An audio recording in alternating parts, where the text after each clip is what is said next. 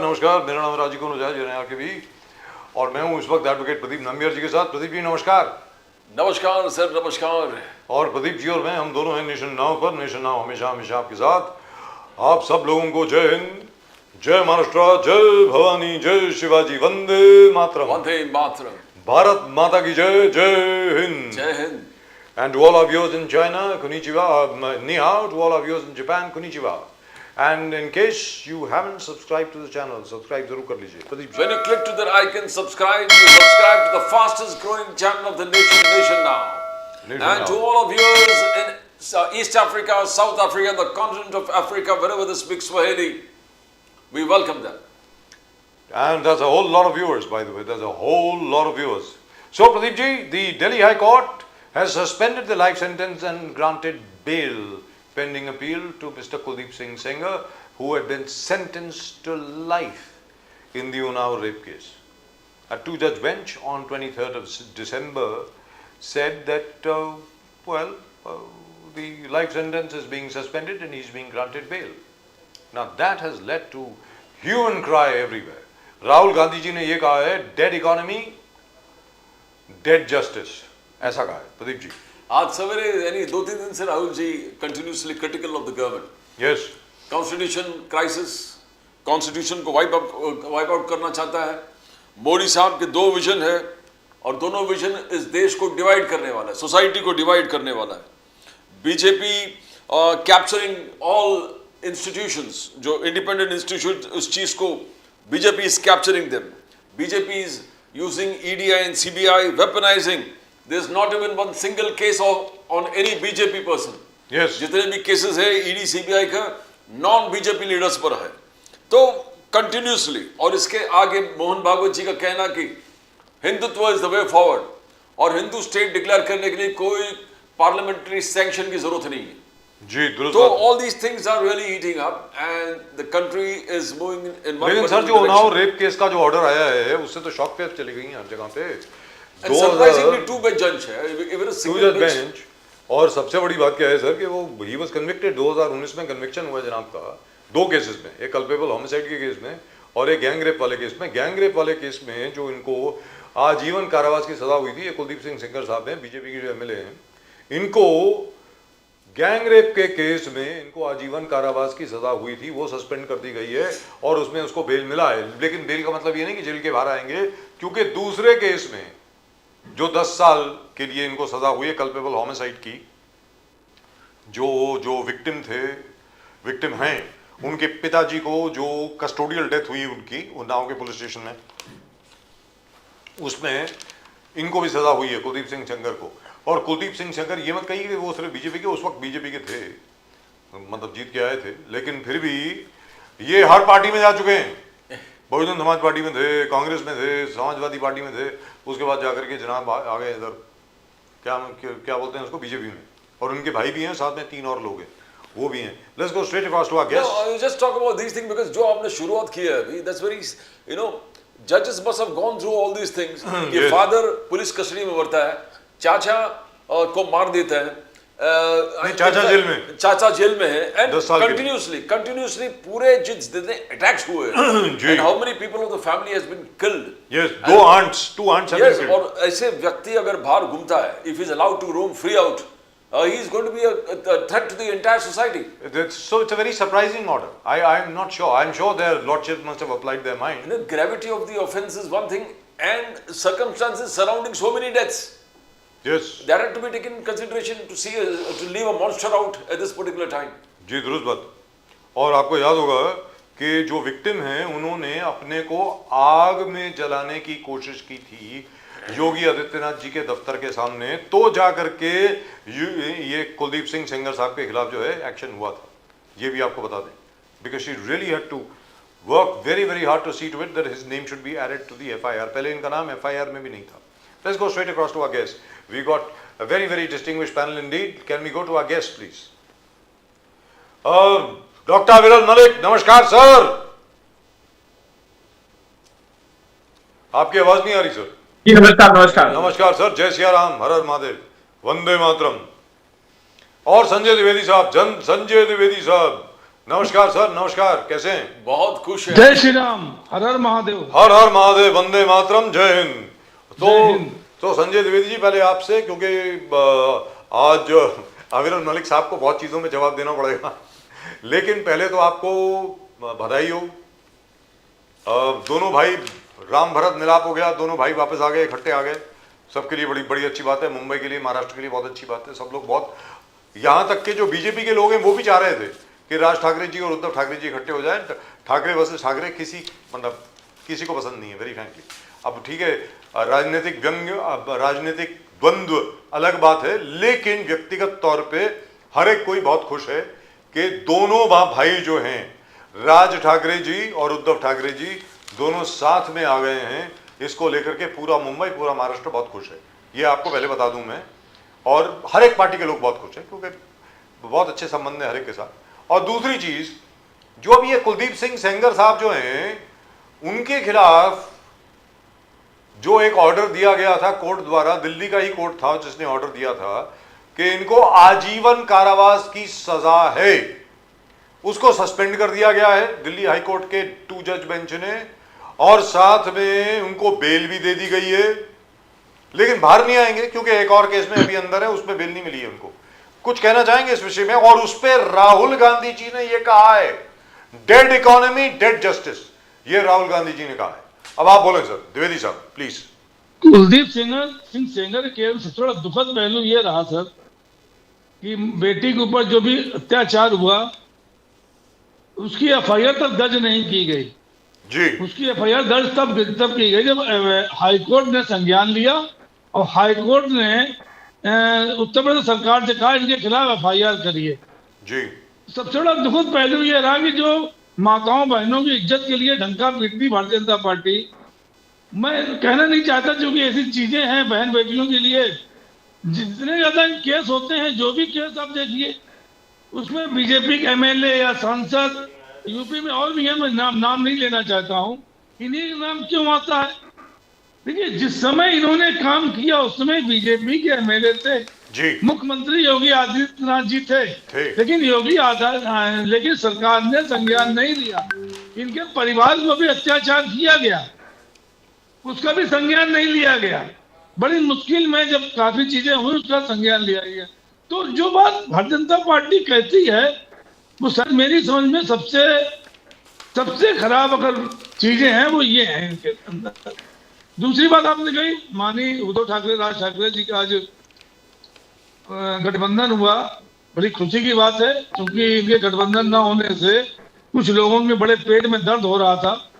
वो बड़ा परेशान रहते थे, कहते साहब परिवार एक नहीं कर पा रहे हैं, परिवार एक नहीं। जबकि इंटरनल अगर आप जान जाए, उद्धव राज में कभी कोई टक्कर नहीं हुई।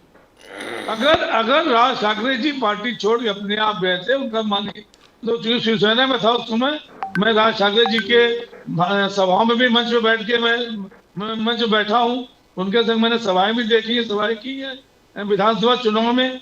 तो मैंने देखा है कि बाला साहब से अलग होने के बाद अपने आप अलग हो गए थे, और उन्होंने पार्टी का नाम बना लिया था, अपनी राजनीति कर रहे थे। आज विचारधारा में किसकी क्या विचारधारा है नहीं है, हमारी क्या विचारधारा है, लेकिन लोगों को इसका बुरा लग रहा है कि साहब मनसे और उद्धव ठाकरे एक कैसे हो गए। तो ये देखिए, मैं सबसे बड़ी चीज हमारी ये है, कम से कम एक महाराष्ट्र में जो चल रही थी, मर्मरिंग चल रही थी, बातचीत का वो चल रहा था कि दोनों भाई एक नहीं हो पाए। आज ईश्वर की कृपा से दोनों भाई एक हैं, संजय द्विवेदी जी एक रहे। संजय, मुद्दे की बात, देवेंद्र फडणवीस जी का कहना है कि मुद्दे की बात करो। आप मुद्दे की बात करते ही नहीं है। उद्धव ठाकरे जी, उद्धव ठाकरे जी अगर डेवलपमेंट की बात करेंगे तो उन्होंने 1000 रुपया का बेट लगाया था।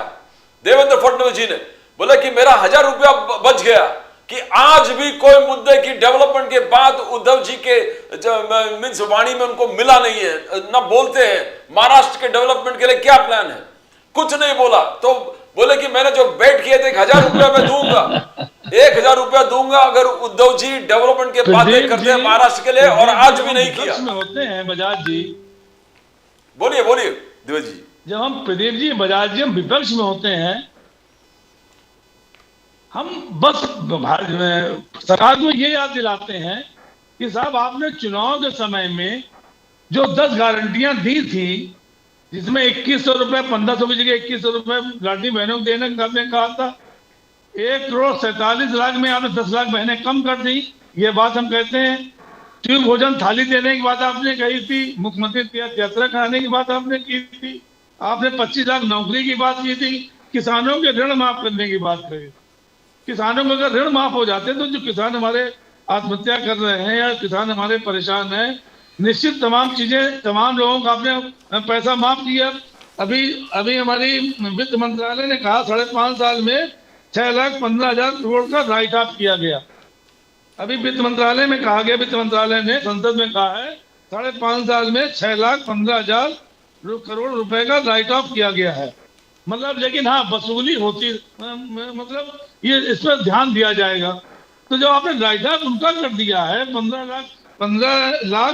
6,15,000 करोड़ का राइट ऑफ उनका आप कर सकते हैं, तो क्या जो किसान जो है महाराष्ट्र में या पूरे देश में जो ऐसे किसान जी। हैं, छोटी पूंजी किसान है, जो कोई 20,000 रुपए लिए, कोई 10,000 रुपए लिए, कोई 25,000 रुपए लिए हुए हैं, क्या उनका राइट ऑफ नहीं हो सकता है क्या? मैं यही देखिए, यही चीजें हैं। मैं यही बार बार आपसे कहता हूँ कि सरकार, भारतीय जनता पार्टी सरकार है, वो जो उद्योगपति जो उनके बड़े मित्र हैं, चाहे उनको पूरा मुंबई देना पड़े, चाहे उनको राजस्थान में, एक और किस्सा मैं बताता हूँ आपको, अडानी जी हैं राजस्थान में, इन्होंने कोयला कंपनी बनाई, 74% अडानी जी का है, 26% राजस्थान का है, और इनको रेलवे साइडिंग ट्रैक बनाना था, अडानी जी को बनाना था, लेकिन चूंकि बन नहीं पाई तो उन्होंने क्या किया, सड़क के माध्यम से अपनी ढुलाई करा दी। चलो ढुलाई करा दी, कोई बात नहीं, ढुलाई कराने के बाद उसका खर्चा 1,400 करोड़ रुपए खर्चा जो है बिल सरकार को दे दिया। सरकार ने लेट गया, 65 करोड़ रुपए का बिल और उन्होंने दे दिया कि सर इसमें हमारी दिक्कतें आ रही हैं। टोटल राजस्थान सरकार ने उनकी मांगी पैसा दे दिया, जिसके विरोध में 50 लाख का जुर्माना अदालत ने लगाया, रोक लगाई, लेकिन ये हाईकोर्ट चले गए, रोक हटवा ली इन्होंने। तो मैं ये नहीं कहता हूँ सर, देखिए चीजें जो सामने दिखाई पड़े, चुनाव को ले लीजिए आप, चुनाव किस्सा सुन लीजिए। बिहार में 6 अक्टूबर को लगाई जाती है आचार संहिता। 6 अक्टूबर को लगाने के बाद जो है, आप समझ 17, 24, 31, 7, इन 4 तारीखों में 10,000 रुपए बांटे गए, ये बांटे गए थे साहब, लेकिन बाद में मना कर दिया कि साहब ये ऋण नहीं है। अरे द्विवेदी जी, रोकूं आपको इसी के एवज में देखिए आप, एक सेकंड नवंबर रोकूं 23 आपको। में तेलंगाना सरकार पैसा बांटना चाह रही थी चुनाव में, नहीं बांटने दिया। मना कर दिया। मार्च 24 में आंध्र प्रदेश सरकार बांटना चाह रही, नहीं बांटा गया, नहीं आचार संहिता में नहीं बांटा। तो जो चुनाव की जो मैं राजस्थान में भी हुआ, कहता हूँ, राजस्थान में भी हुआ जो है, अब चुनाव का आपने कह दिया कि सर इन पे कोई FIR नहीं करेगा। देखिए कोई FIR नहीं करेगा। जब हमारे प्रधानमंत्री 3 साल की सजा पा सकते हैं, उनको 3 साल की सजा हो सकती है, तो चुनाव में ऐसा क्या बात है कि हम चुनाव हम बात नहीं करेंगे? So can I go to Dr. Aviral Malik sir? चलाएगी सर माफिया लोग चाहते थे। द्विवेदी जी, तो ये चीजें जो हैं, ये चीजें सरकार को देखनी चाहिए। मेरा कोई व्यक्तिगत वो नहीं है, लेकिन जो चीजें गलत हैं तो sir can I go to doctor Malik? आपने कहा उद्धव ठाकरे, उन्होंने 1,000 रुपये की बेट लगाई। अरे आप अगर काम नहीं कर रहे हैं तो हमारा कानून बनाने का काम आज आपका है। द्विवेदी जी, मैं अविरल मलिक जी के पास जाऊं? जी जी। डॉक्टर मलिक, 2 चीजें इसमें, एक चीज भूल गए बताना, वो उनके सामने ही होगा लिस्ट में, द्विवेदी जी भूल गए पढ़ना वो।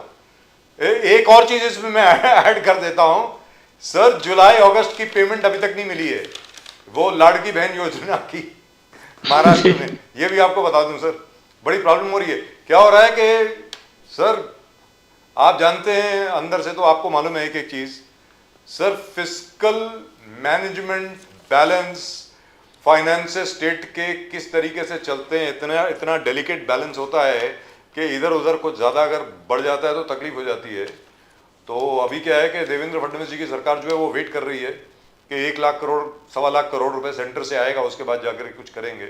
अभी क्या है कि पूरा डिसबैलेंस हो गया है सर। यहाँ 3 चीज़ें हैं जो अभी अभी द्विवेदी जी ने जिसका जिक्र किया और प्रदीप जी ने भी जिसका जिक्र किया। नंबर 1, कुलदीप सिंह सेंगर साहब को बेल दे दी गई एक केस में, उनकी जो आजीवन कारावास की सजा थी उसको सस्पेंड कर दिया गया है। एक डबल बेंच ने, मतलब 2 जज बेंच ने, आप तो लॉयर हैं सर, एडवोकेट हैं आप दिल्ली हाई कोर्ट के, and it's a very good bench by the way, the bench has a very good reputation. उन्होंने कुछ पढ़ा ही होगा सर, प्रोसीजर में उन्होंने कुछ ना कुछ लकूना पाया होगा, टेक्निकल कुछ चीज होगी या कुछ भी होगा, उसी की वजह से दिया है। दूसरे केस में नहीं मिली है, 10 साल की उनको सजा हुई है कल्पेबल होमिसाइड के केस में। तो कुलदीप सिंह सेंगर ये नहीं है कि कल बाहर आ जाएंगे, नहीं आने वाले। नंबर 2, अरावली के ऊपर जो एक और ऑर्डर आया है सुप्रीम कोर्ट का, उसको लेकर के बहुत गुस्सा है लोगों में, राजस्थान के लोगों में, गुजरात के लोगों में, हरियाणा के लोगों में और दिल्ली के लोगों में। क्योंकि अरावली की डेवलपमेंट अगर आप करेंगे, खनन अगर वहां शुरू करेंगे, माइनिंग शुरू करेंगे sir, environmentally it will be A disaster. आज भी AQI दिल्ली का इतना बड़ा है, सांस लेना मुश्किल हो रहा है। I hope their lordships will reconsider that order. जो हमारे गवई, जस्टिस गवई साहब हमारे महाराष्ट्र के ही हैं, जाते जाते वो ऑर्डर दे के गए, but I think now they are going and probably a constitutional bench, 5-judge bench will hear that case. That is number 2. Number 3 sir, दोनों ठाकरे बंधु साथ में आ गए हैं महाराष्ट्र में, और बहुत अच्छी बात है। Very frankly speaking, it's very very good for me. दोनों भाई जो हैं बड़े अच्छे दोस्त हैं हमारे, पूरा परिवार हमारा बड़ा अच्छा दोस्त है, सभी के अच्छे दोस्त हैं। और अंदर से ऊपर से भले ही देवेंद्र फडणवीस साहब का 0 + 0 = 0, वो तो पॉलिटिकल बात हो गई ना सर। जैसे एकनाथ शिंदे साहब ने भी कहा, उससे क्या होने वाला है, दोनों 0 हैं, क्या करेंगे वो, ठीक है, वो पॉलिटिकल बात है सर, लेकिन वेरी फ्रैंकली स्पीकिंग ठीक नहीं लगता। तीसरी चीज क्या हो रही है, अगेन महाराष्ट्र की मैं यही बात कर रहा हूं, ये सुनने में आया है कि शरद पवार जी और अजीत दादा पवार एक बार फिर वापस आ रहे हैं इकट्ठे, और सुनने में ये आया है कि शायद इसमें मोदी जी का भी हाथ है। मोदी जी खुद एनकरेज कर रहे हैं कि भाई आप लोग इकट्ठे आ जाइए, ठीक नहीं लगता है। बिकॉज शरद पवार जी, जैसा कि आप जानते हैं, मोदी जी के बड़े बहुत ही उनके साथ बहुत अच्छे संबंध हैं। Finally I would like you to comment, Yogi Adityanath ji ने 2 या 3 चीजें करी। उन्होंने एक चीज कही है, भाई देखो, एक तो आप लोग जो हलाल सर्टिफाइड प्रोडक्ट अगर है, कहीं पर भी आपको दिखता है यूपी में, उसकी आप एकदम रिपोर्ट कीजिए, वो खरीदना नहीं है। क्योंकि हलाल सर्टिफिकेशन की वजह से जो हलाल बोर्ड जो हैं, उनको तकरीबन 3,200 करोड़ की उनकी आमदन है। योगी आदित्यनाथ जी के मुताबिक वो आमदन जो है वो आतंकवादियों के पास जाती है, ऐसा उन्होंने कहा है, उनका ये मानना है। बट और इसमें सरकार का कोई दखल नहीं है, ये नहीं है, वो नहीं है। तो हलाल सर्टिफिकेशन के आप प्रोडक्ट बिल्कुल मत खरीदें। और उत्तर प्रदेश पहला स्टेट ऐसा बन गया है जिसने हलाल सर्टिफिकेशन बैन कर दी है। अब आप बोलें sir, please go ahead, please sir. Doctor Malik ji, देखिए, जहां तक विषय एक तरीके से कुलदीप सिंह सेंगर के विषय का पर्टिकुलरली, तो निश्चित रूप से हमारा स्पष्ट मानना है इस विषय पे। जहां तक विषय न्यायपालिका का, न्याय प्रणाली का, कानून व्यवस्था का, तो निश्चित रूप से जो जुडिशरी का फैसला होता है, मैं समझता हूं उसका हम सम्मानपूर्ण रूप से करते हैं, और जो जुडिशरी तय करती है उसमें हम विश्वास रखते हैं। और हम इस चीज में विश्वास रखते हैं कि किसी प्रकार से किसी अपराधी को नहीं बख्शा जाना चाहिए, नहीं छोड़ा जाना चाहिए। अगर कोई अपराधी है, अगर कोई क्रिमिनल है, उसके ऊपर कठोरतम कार्रवाई होनी चाहिए। हम इसके स्पष्ट रूप से पक्षधर हैं, न्याय के हम स्पष्ट रूप से पक्षधर हैं। और उसके साथ साथ चाहे वो अपराधी छोटा हो, बड़ा हो, किसी भी राजनीतिक दल का हो, अपराधी यदि हमारी नजर में कोई है तो केवल वो अपराधी है, चाहे वो हिंदू हो, मुसलमान हो, किसी भी जात का हो, पंथ का हो, संप्रदाय का हो, मजहब का हो, धर्म का हो, इससे हमें किसी रूप में कोई लेना देना नहीं है।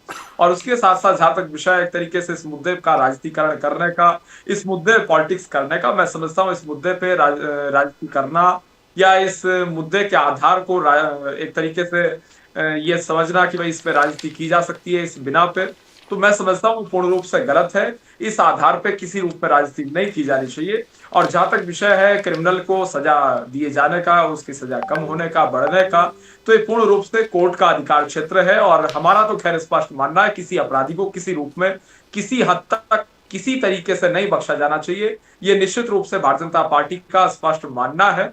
और जहां तक विषय है पर्टिकुलरली एक तरीके से महाराष्ट्र प्रदेश की राजनीति का और उद्धव ठाकरे जी का और राज ठाकरे साहब का, तो निश्चित रूप से उनका अधिकार है गठबंधन करने का भी अधिकार है, एकजुट होने का भी अधिकार है, चुनाव लड़ने का भी अधिकार है। निश्चित रूप से चुनाव लड़े, इसमें कोई किसी रूप में दो राय नहीं है। सबका अधिकार पूर्ण रूप से चुनाव लड़ना है। लोकतांत्रिक व्यवस्था है, लोकतांत्रिक प्रणाली है, देश में संविधान का राज है और सबको पूर्ण रूप से अधिकार है फ्रीडम। और जहां तक विषय है पर्टिकुलरली एक तरीके से अगर बात कर जाए जिस तरीके से माननीय मुख्यमंत्री योगी जी का विषय है, तो हमारा तो स्पष्ट मानना है उत्तर प्रदेश में कि किसी प्रकार से किसी अपराधी को, क्रिमिनल को, हार्डकोर क्रिमिनल को किसी प्रकार से नहीं बख्शा जाएगा। ये हमारा स्पष्ट कहना है। डॉक्टर मलिक, बात यह है कि राहुल गांधी जी ने फिर कहा कि संविधान को एलिमिनेट करने वाले हैं प्राइम मिनिस्टर मोदी, बीजेपी और आरएसएस मिलकर एलिमिनेट द कॉन्स्टिट्यूशन। उन्होंने कहा manufacturing has gone down. Modi का विजन जो है इस देश के लिए, वो देश को बांटने वाला विजन है, सोसाइटी को बांटने वाला विजन है। BJP is capturing all institutions, misusing central agencies, ED and CBI in a big way, weaponising. और कोई बीजेपी का लीडर को आज तक ईडी सीबीआई ने आज तक कोई चार्जशीट नहीं किया। How do you see that? एक तरफा आपका हर चीज चल रहा है, देश को तोड़ने वाली बात। डॉक्टर मलिक जी देखिए, जहां तक विषय ईडी का, सीबीआई का, ये निश्चित रूप से स्वतंत्र संवैधानिक संस्थाएं हैं, जांच एजेंसियां हैं। पूर्ण रूप से स्वतंत्र जांच एजेंसियां होने के नाते वो अपने आधार पर जांच करती हैं, अपने आधार पर कार्य करती हैं। भारतीय जनता पार्टी यदि कुछ है तो केवल और केवल एक राजनीतिक दल है। भारतीय जनता पार्टी अर्थात एक राजनीतिक दल का किसी रूप में ईडी, सीबीआई अर्थात स्वतंत्र जांच एजेंसियों से किसी प्रकार का संबंध नहीं है। ये नंबर एक, ये बिल्कुल स्पष्ट है। नंबर दो, जहां तक विषय है लोकतंत्र के चारों स्तंभों का, तो द्विवेदी साहब यहाँ मौजूद हैं, वो स्पष्ट रूप से जानते हैं। अगर मीडिया की बात कर जाए, जुडिशरी की बात कर ली जाए, एग्जीक्यूटिव की बात की जाए, लेजिस्लेचर की बात कर ली जाए, तो सभी लोकतंत्र के मजबूत स्तंभ हैं और सभी पूर्ण रूप से स्वतंत्र हैं। और ये समझना कि चारों स्तंभ अर्थात पूरा लोकतंत्र भारतीय जनता पार्टी के इर्द गिर्द घूमता है या भारतीय जनता पार्टी ही सब कुछ तय करती है या भारतीय एक तरीके से बीजेपी सब कुछ फाइनलाइज करने वाली पार्टी है, तो मैं समझता हूं पूर्ण रूप से गलत है। भारतीय जनता पार्टी केवल एक पॉलिटिकल पार्टी है। और इलेक्शन कमीशन ऑफ इंडिया की बात की जाती है तो इलेक्शन कमीशन ऑफ इंडिया भी पूर्ण रूप से संवैधानिक संस्था है, इसी प्रकार से कोर्ट्स की अगर बात कर जाए, जुडिशरी की बात की जाए, चाहे सुप्रीम कोर्ट ऑफ इंडिया हो, हाई कोर्ट्स हो, डिस्ट्रिक्ट कोर्ट्स हो, सभी पूर्ण रूप से फ्रीली मूव करते हैं। फ्रीडम है पूर्ण रूप से सबको, और जुडिशरी पूर्ण रूप से फ्री एंड फेयर है और पूर्ण रूप से मैं समझता हूं वो अपने आधार पर सब कुछ तय करती है। दो चीज आपने जो कहा कि हाल है जिस तरीके से अगर बात कर जाए राहुल जी की, तो राहुल जी का आपने सवाल किया, बिल्कुल बिल्कुल मैं उसी मुद्दे पर आ रहा हूं, केवल 10 सेकंड में चाहूंगा। राहुल जी की आपने बात की, विशेष रूप से आपने राहुल जी का नाम लिया, तो निश्चित रूप से अगर राहुल गांधी जी की बात करें जाए, वो संविधान की बात करते हैं, डंके की चोट पर करते हैं, बार बार करते हैं, हर स्थान पे हर मंच से करते हैं। तो संविधान की हत्या करने का काम कांग्रेस पार्टी ने 1975 में किया, वो सर्वविदित है, उसमें बार बार नहीं जाना चाहूंगा। और उसके साथ साथ जहां तक विषय है एक तरीके से कॉन्स्टिट्यूशन ऑफ इंडिया को प्रोटेक्ट करने का, तो संविधान के जो 4 स्तंभ है, चारों स्तंभों पर रह रहकर कांग्रेस पार्टी हमला बोलती है, ये भी सर्वविदित है। कभी ये मीडिया को गोदी मीडिया कह देते हैं। जुडिशरी में जिस दिन अपने पक्ष में फैसला आ जाए उस दिन लोकतंत्र सुरक्षित, जिस दिन अपने खिलाफ फैसला आ जाए उस दिन लोकतंत्र खतरे में। उसी प्रकार से लेजिस्लेचर की बात कर जाए तो लेजिस्लेचर को तो अपमानित कैसे किया जाता है, वो तो सदनों में ही दिखता है, एकदम स्पष्ट रूप से लोकसभा में, राज्यसभा में दिखता है कि सदन की कार्रवाई को ही नहीं चलने दिया जाता है। और उसके साथ साथ अगर एक तरीके से पर्टिकुलर बात कर ली जाए, मैं समझता हूं एग्जीक्यूटिव की, तो एग्जीक्यूटिव को तो कुछ समझते ही नहीं है। जब लेजिस्लेचर को नहीं समझ रहे हैं, जुडिशरी को नहीं समझ रहे हैं, मीडिया को गोदी मीडिया के नाम से अलंकृत कर दे रहे हैं, उसी प्रकार से हाल एग्जीक्यूटिव के विषय पे है। एग्जीक्यूटिव को भी प्रेशराइज करने का, अपने आधार पर चलाने का प्रयास किया जाता है। लोकतंत्र की बात करें पूर्ण रूप से बेबुनियाद। डॉक्टर मलिक, यहाँ पे 2 चीजें उत्पन्न होती हैं। नंबर एक क्या है, राहुल गांधी जी ने कहा है इस सेंगर वाले केस को लेकर के, कुलदीप सिंह सेंगर वाले केस को लेकर के, क्योंकि जो विक्टिम है वो मिली थी आज राहुल गांधी जी से, उन्होंने कहा डेड इकोनॉमी, डेड जस्टिस, ये कहा गया है। दूसरा, जो हलाल बॉडीज हैं जो सर्टिफिकेशन देती हैं हलाल के लिए, हलाल प्रोडक्ट्स के लिए, उन्होंने कहा है योगी जी को कि आप सेंटर को बोलिए बैन कर दीजिए, हलाल सर्टिफिकेट बैन करवा दीजिए ना, सेंटर को बोलिए। क्योंकि आज अगर हलाल सर्टिफिकेट आपका बैन होता है तो आपकी सारी एक्सपोर्ट्स जो हैं मिडिल ईस्ट कंट्रीज में वो सारी बंद होती हैं। तो योगी आदित्यनाथ जी को उन्होंने चैलेंज किया है, अगर आपको बैन करवाना है तो बैन करवाओ ना। ये यूपी के अंदर लेकर के डुगडुगी क्या बजा रहे हो आप? जितने एक्सपोर्ट्स हैं मिडिल ईस्टर्न कंट्रीज में, मुस्लिम मेजॉरिटी कंट्रीज में, दे रिक्वायर दैट हलाल सर्टिफिकेशन, इंक्लूडिंग फॉर क्लोथ्स, कपड़ों के लिए, साबुन के लिए, हर एक प्रोडक्ट के लिए। हलाल सर्टिफिकेशन का सिर्फ यह मतलब होता है कि उसमें कोई जैसे सुअर की चर्बी इस्तेमाल नहीं हुई, कोई ऐसा कोई उल्टा केमिकल प्रोसेस नहीं हुआ, वगैरह वगैरह वगैरह। तो अब आप इसके बारे में आप बताएं सर, अगर कुछ बोलना चाहें तो। नहीं, बिल्कुल निश्चित रूप से बोलना भी चाह रहा था, लेकिन वो काफी विषय लंबा हो गया था। आपने सवाल पर्टिकुलर पहले भी पूछा था, इससे पहले जी, भी। जी, बोलिए ना तो सर, जहां तक प्लीज। विषय माननीय मुख्यमंत्री योगी आदित्यनाथ जी महाराज का, इनके द्वारा कहे गए विषय का, और उसके साथ साथ उत्तर प्रदेश का, उत्तर प्रदेश की राजनीति का, और उसके साथ साथ हलाल का जहां तक विषय है, तो ये बिल्कुल स्पष्ट है। आपने इस विषय को एक तरीके से लाइन को कोट करते हुए भी कहा था अपराधियों के विषय पे। तो ये हम इस चीज को लेकर बिल्कुल स्पष्ट है कि कोई पैसा किसी रूप में अपराध के काम आए, अपराधियों के काम आए, गुंडों के काम आए, माफियाओं के काम आए, एंटी नेशनल एक्टिविटीज में काम आए, तो ये किसी रूप में नहीं होने दिया जाएगा। इस चीज को लेकर भारतीय जनता पार्टी, हमारी सरकार बिल्कुल स्पष्ट है, और सबको इस चीज को लेकर एकजुट होना चाहिए। ये मुझे समझ में नहीं आता इस चीज को लेकर मनभेद और मतभेद क्यों हो जाते हैं। मतभेद हो सकते हैं, लेकिन मनभेद तो कभी होना ही नहीं चाहिए। लेकिन इस बात को लेकर तो मतभेद भी नहीं होना चाहिए, क्योंकि हम तो राष्ट्र हित की बात कर रहे हैं, राष्ट्र के विकास की बात कर रहे हैं, राष्ट्र के उत्थान की बात कर रहे हैं, राष्ट्र की रक्षा की बात कर रहे हैं, राष्ट्र की सुरक्षा की बात कर रहे हैं, राष्ट्र को प्रोटेक्ट करने की बात कर रहे हैं। तो जब राष्ट्र की बात हो, जब नेशन की बात हो, जब देश की बात हो, देश की सुरक्षा की बात हो, आंतरिक सुरक्षा की बात हो, और उसके साथ साथ देश को आगे बढ़ाने और मजबूत करने का विषय हो, तो मैं समझता हूं सबको एक मंच पर एकजुट होकर आ जाना चाहिए, चाहे कोई भी राजनीतिक दल हो। सब आखिरकार है भारतीय, और भारतीय होने का फर्ज अदा करना चाहिए, और वो फर्ज अदा इसी रूप में हो सकता है कि राष्ट्र हित में जो फैसला हो रहा है उसका समर्थन किया जाए। दोने साहब मोहन भागवत जी ने आज फिर कहा कि ये हिंदू राष्ट्र है, हिंदू राष्ट्र घोषित करने के लिए कोई संवैधानिक अप्रूवल जरूरी नहीं, no constitutional approval required. Mohan Bhagwat ji ने कहा, उन्होंने कहा कि हम मुस्लिम विरोधी नहीं है, जो भी इस देश को मानता है वो सब हिंदू है। तो किस प्रकार से आप देखते हो, एक मोहन भागवत जी ने हिंदू स्टेट, हिंदू राष्ट्र का ऑलरेडी एजेंडा लेकर आगे जा चुका, और कह रहे कि कोई कॉन्स्टिट्यूशनल अप्रूवल नहीं चाहिए, कोई संवैधानिक अप्रूवल नहीं चाहिए। दोने साहब,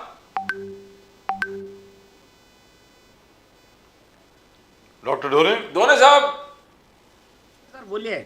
दोने साहब, मोहन भागवत जी ने कहा कि हिंदू राष्ट्र है, और हिंदू राष्ट्र घोषित करने के लिए कोई संवैधानिक अप्रूवल की जरूरत नहीं है, no constitutional approval required to declare India Hindu राष्ट्र।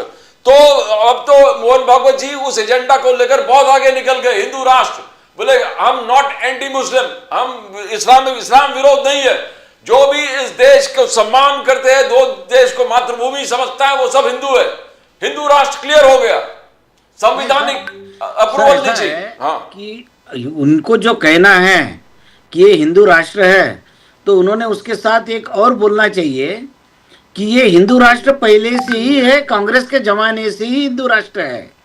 ये क्यों नहीं बोलते कि भारतीय जनता पार्टी ने डिक्लेयर किया क्या हिंदू राष्ट्र।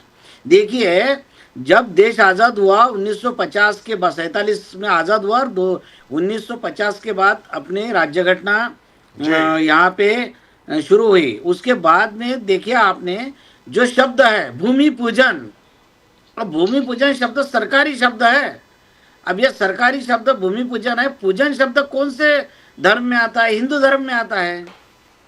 और बहुत सारे ऐसी बातें हैं, भगवान के जो स्कूलों में ये रहते हैं, फोटो लगाते हैं, और शिलान्यास रहता है, भूमि पूजन रहता है, नारियल फोड़ते हैं, टीका लगाते हैं। तो ये जो चीज़ें पंडित जवाहरलाल नेहरू के ज़माने से चलते आ रही है, तो ये तो दिखाता है कि इस देश में हिंदू धर्म की चाली रीति के हिसाब से जो परंपरा है, उस हिसाब से काम हो रहा है। तो अगर मोहन भागवत जी को कहना है कि ये हिंदू राष्ट्र है, तो उन्होंने ये बोलना चाहिए कि हिंदू राष्ट्र है, लेकिन ये 1950 से ही हिंदू राष्ट्र है, ना कि मोदी जी ने किया है, ये भी बोलना चाहिए उन्होंने। और अगर वो कहते हैं कि मोदी जी की वजह से हिंदू राष्ट्र बना है, तो पहले जो नहीं था और अभी क्या हुआ है उसका उन्होंने फर्क बताना चाहिए कि देखिए, इसके पहले नहीं था, जब से मोदी जी आए, जब से भाजपा की सरकार आई, तब से ये फर्क हुआ है, तो हम मानेंगे। ऐसा कुछ फर्क उन्होंने बताना चाहिए, या फिर गवर्नमेंट ने डिक्लेयर करना चाहिए कि हिंदू राष्ट्र अभी बन गया है ये। जी बिल्कुल दुरुस्त बात है। अब यहाँ पर मैं आपसे चाहूंगा कि आप डॉक्टर ढोने, एक तो welcome to the show, thank you so much sir. Today is Christmas Eve, और क्रिसमस की आप सब लोगों को बहुत बहुत बहुत बहुत शुभकामनाएं, बड़ा दिन है, and from tomorrow the days will start getting longer. but it's really great to have you with us, and very best wishes of the holiday season to all of you. Merry Christmas and a Happy New Year. Thank you so much, gentlemen, for joining us. Doctor हुने, ये बताएं sir कि वो कुलदीप सिंह सेंगर नाम का एक शख्स है, बीजेपी का एमएलए हुआ करता था, पहले कांग्रेस में भी था, समाजवादी पार्टी में भी रह चुका है, बहुजन समाज पार्टी में भी था। उनको दिल्ली हाई कोर्ट ने कल एक तो उनका जो लाइफ सेंटेंस है उसको सस्पेंड कर दिया, साथ में उसको बेल भी दे दिया, गैंग रेप के चार्ज में। राहुल गांधी जी को वो विक्टिम जाके मिली, उन्होंने कहा कि भाई इसके पहले जो निर्भया की जो माँ है वो भी सामने आई, उन्होंने भी बहुत कुछ किया, इनकी जो माता जी हैं उन्होंने भी प्रोटेस्ट किया कि ये क्या है, मतलब आप why you robbing us of our dignity and so on and so forth. Delhi high court के 2 जज बेंच ने ये डिसीजन दिया है कल। तो मेरा ये कहना है कि सर राहुल गांधी जी ने कहा है it's a dead economy and it's dead justice, dead economy dead justice, ऐसा राहुल गांधी जी ने कहा है। डॉक्टर हुने प्लीज। नहीं सही है, बराबर है सर, बराबर है। ये देखिए ये तो सरकार की जो पावर है उस पावर का उपयोग करके पुलिस ने ये केस खराब कर दिया, यही है। पुलिस ने जो है प्रूफ बराबर रखे नहीं, सरकार रखती है पक्ष किसी गुनहगार के खिलाफ ये करने का है तो। और अभी सर देखिए इस देश की जनता में भावना हो गई है कि अभी आम लोगों को, गैर भाजपाई लोगों को न्याय नहीं मिल सकता, ये भावना लोगों में अभी धीरे धीरे बनती जा रही है। कल का ही वाकया बताता हूँ, राहुल गांधी की सदस्यता तुरंत रद्द हो गई, महुआ मोइत्रा की सदस्यता तुरंत रद्द हो गई, और एक केरल के मोहम्मद थे शायद, कांग्रेस के ही मेंबर ऑफ पार्लियामेंट है, उनकी भी सदस्यता तुरंत रद्द हो गई। लेकिन माणिकराव कोकाटे जो थे महाराष्ट्र में मंत्री हैं, तो उनकी सदस्यता रद्द नहीं किया सर, उनकी जो मेंबरशिप है as a vidhayak, as a member of legislative assembly, ये तुरंत रद्द होनी चाहिए थी, क्योंकि उनके खिलाफ 2 साल से ज़्यादा की सजा का प्रावधान है, सजा उनको कोर्ट ने सुनाई है। तो फिर उनको तुरंत ये उनका इस्तीफा लेना चाहिए था या उनकी सदस्यता रद्द करनी चाहिए थी, लेकिन ऐसा नहीं हुआ। वो कोर्ट में गए और कोर्ट ने उनको डिसीजन उनके फेवर में दे दिया। वो उनकी जो है कोर्ट को जो शिक्षा है, जो उनको सजा हुई, उसको स्थगित दिए। तो एक न्याय कोर्ट जो बीजेपी का अलाई है उनके लिए एक अलग न्याय है, राहुल गांधी, महुआ मोइत्रा, इनके लिए अलग न्याय है। ये तो भाजपा भी कर रही है और कोर्ट भी ऐसे ही हो रहा है सर। और शिवसेना किसकी, और उद्धव ठाकरे की शिवसेना है, तो ये पूरे दुनिया को मालूम है, पूरे लोगों को मालूम है। इसके अलावा ये जो राष्ट्रवादी कांग्रेस है, शरद पवार की राष्ट्रवादी कांग्रेस है, लेकिन उस पर डिसीजन कोर्ट नहीं ले रही। तो एक तरफ डिसीजन लेने में सालों साल लग रहे, दूसरी बात माणिकराव कोकाटे जो भाजपा सरकार में मंत्री है, उनको तुरंत ये उनके फेवर में डिसीजन हुआ, तो लोगों के दिल में भावना बन रही है कि कोर्ट भी अब भाजपा के फेवर में चला गया।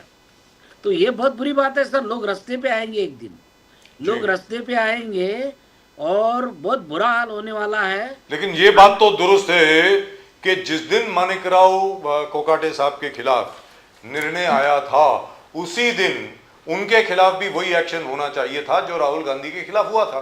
सीधी बात है, वो नार्वे का, जी बिल्कुल, नार्वे का एडवोकेट है जी, तो इस्तीफा दे दिया। सुप्रीम कोर्ट भी क्या है सर, सुप्रीम कोर्ट ने सीधा डिसीजन देना चाहिए। आपको एक बात बताता हूँ, सुप्रीम कोर्ट ने बोलना चाहिए कि भाई ये ऐसा ऐसा है। उन्होंने फाइंडिंग बताई कि इस तरह से आप काम करो, इस तरह से काम करो, पूरा बताया। उसका कंक्लूजन ये था कि शिवसेना उद्धव ठाकरे की है, ये जाहिर करने का, और ये जो शिंदे के लोग हैं उनको डिस्क्वालीफाई करने का, यही सुप्रीम कोर्ट को कहना था। लेकिन सुप्रीम कोर्ट ने नहीं कहा, किसके दबाव में नहीं कहा।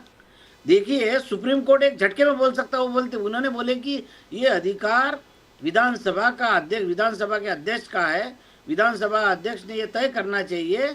ऐसा नहीं है, सुप्रीम कोर्ट के कौन से जज बैठे थे, उनको नॉलेज नहीं है कायदे का देखिए 1992 में केस हुआ यशवंतराव गडाख और बाला साहेब विखे पाटिल। तो बाला साहेब विखे पाटिल उस इलेक्शन में जीत गए थे और यशवंतराव गडाख 2 नंबर पे थे, हार गए थे। उन्होंने बोले कि इन्होंने गलत तरीके से इलेक्शन लड़ा और उन्होंने गलत जो हथकंडे अपनाए। तो सुप्रीम कोर्ट ने बाला साहेब विखे पाटिल की लोकसभा की सदस्यत्व रद्द कर दिए और जो हारे हुए थे यशवंतराव गडाख उनको जिता जी। दिया, उनको डिक्लेयर कर दिया कि ये जीत गए। तो इतने पावर अगर सुप्रीम कोर्ट के है तो इस केस में क्या हुआ था सुप्रीम कोर्ट को, किसके दबाव में था सुप्रीम कोर्ट? तो प्रधानमंत्री और अमित शाह इनका ही दबाव हो सकता है सुप्रीम कोर्ट। लेकिन यहाँ पर डॉक्टर ढोने जैसे डॉक्टर मलिक यहाँ पर कहते हैं कि भाई अगर कोर्ट का निर्णय है, जोशी जो मर्जी हो, दोषी को सजा होनी चाहिए, और कुलदीप सिंह सेंगर लिहाजा और उनके जो साथी लोग जो हैं उनके खिलाफ सबूत पाए गए वगैरह वगैरह, लोअर कोर्ट ने उनको सजा दी, और अभी उसका राजनीतिकरण नहीं करना चाहिए, don't try and take advantage, ये कहा जा रहा है। सर आजम खान क्यों जेल में जा रहे बार बार? आजम खान का गुनाह क्या था सर? मुझे भी अभी मालूम नहीं, याद नहीं आ रहा ऐसा कि क्या गुनाह था आजम खान? बीजेपी वाले कहते हैं वो इतने ज्यादा गुनाह है तभी आपको याद नहीं आ रहे, नहीं। ओवरलोड हो गया सर जहां तक के आजम खान का सवाल है।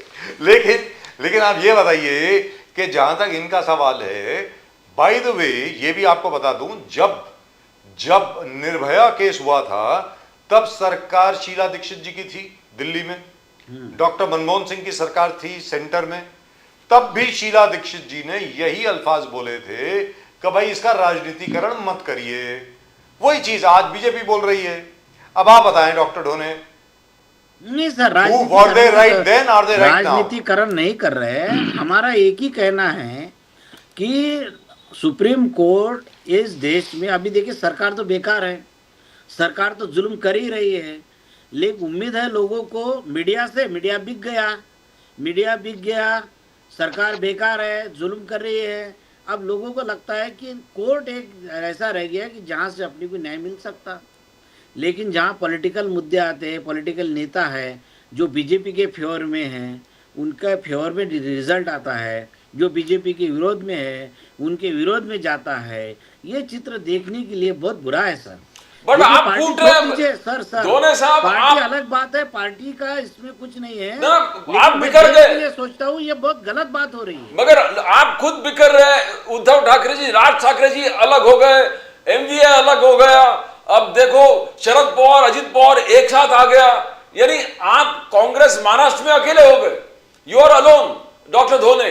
तो आपके सिद्धांत चाहे महात्मा गांधी के हो, नेहरू के हो, इंदिरा जी के हो, वो सर हमारी भारतीय जनता पार्टी को हराने की एक प्लानिंग है, क्योंकि भारतीय जनता पार्टी के जो कुछ वोट है जो कांग्रेस को मिल सकते, जो मनसे और शिवसेना को नहीं मिल सकते, हम भाजपा को कमजोर करने में लगे हैं।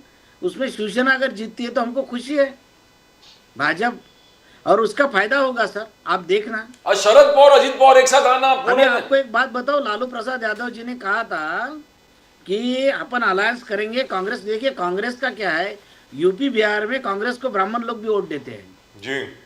यूपी बिहार तो ये मेन तो ऐसा था कि ब्राह्मणों की पार्टी कहा जाता था कांग्रेस को, और ब्राह्मण समाज बहुत बड़ी तादाद में कांग्रेस के साथ पहले भी था, अभी भी है यूपी बिहार में।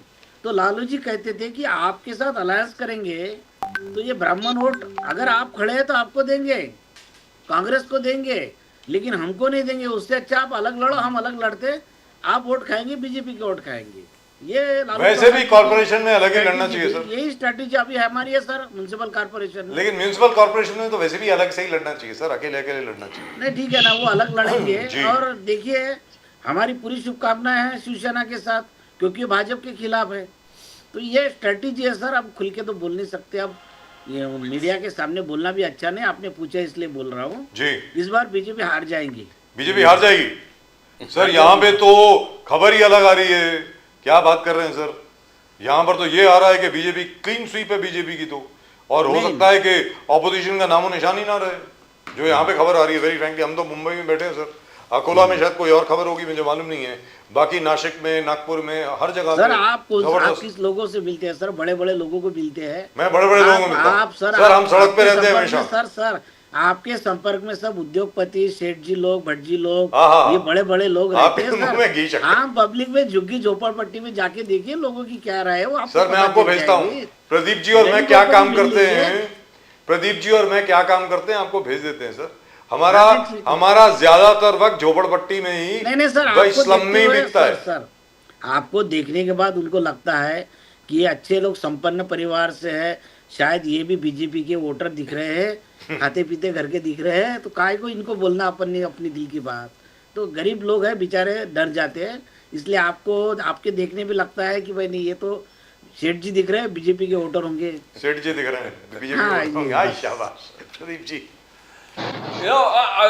अविरल मलिक जी, मोहन भागवत जी ने जिस प्रकार से कहा, एक के बाद एक के बाद एक के बाद मोहन भागवत जी कर रहे हैं, तो आप इस चीज को कैसे देखते हो? मीन्स क्या ये देश के हित में है? चाहे वो कहते हैं कि संविधान मीन्स को अमेंडमेंट का जरूरत नहीं है, हिंदू राष्ट्र है ही ये हिंदू राष्ट्र है और जो भी इस देश में रहता सब हिंदू है, कोई हम लोग एंटी मुस्लिम नहीं है, मगर जो भी इस देश को मानता है, इस मातृभूमि को अपना मानते हैं, वो सब हिंदू है। तो आप किस प्रकार से इस स्टेटमेंट को देख रहे हो? क्या एक तरफ मुर्शिदाबाद, उन्होंने कहा कि मुर्शिदाबाद पॉलिटिकल, अब आरएसएस को पॉलिटिकल एक डिबेट में उतरना किस प्रकार से देखते हो आप, डॉक्टर मलिक? जी बिल्कुल बिल्कुल देखो, और उसके साथ साथ मैं तो ये कहना चाहूंगा कि यहाँ इंडिया अलायंस वालों को आपके अंदर सेठ जी दिख रहे हैं, तो ये एक मतलब बड़ी हास्यास्पद बात है कि जिस प्रकार से मीडिया के ऊपर हमला करने का काम इनके नहीं द्वारा नहीं, किया हमला जा नहीं रहा कर रहा हूँ सर, मैं हमला नहीं, उनकी तारीफ कर रहा हूँ सर। हाय हाय मैं कमाल। तारीफ कर रहा हाँ हूँ बिल्कुल। कि आप बड़े संपन्न दिखते हैं, आप पैसे वाले दिखते हैं, उन्होंने तो बोलना चाहिए। जी डॉक्टर है। मलिक। बिल्कुल बिल्कुल बिल्कुल। और उसके साथ साथ लेकिन नेशन नाउ चैनल हर जगह जाता है, ग्रामीणों के बीच भी जाता है, शहरियों के बीच भी जाता है, झोपड़पट्टी वालों के बीच भी जाता है, सबके बीच नेशन नाउ चैनल जाता है, कॉरेस्पॉन्डेंट्स जाते हैं।